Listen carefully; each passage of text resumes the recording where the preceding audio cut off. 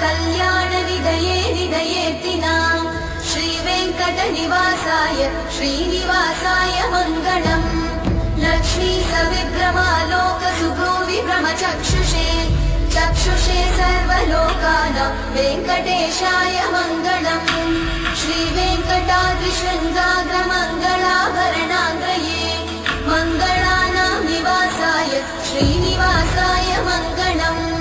सर्वावयव सौन्दर्य सम्पदा सर्वचेतसां सदा सम्मोहनायास्तु वेङ्कटेशाय मङ्गलम्।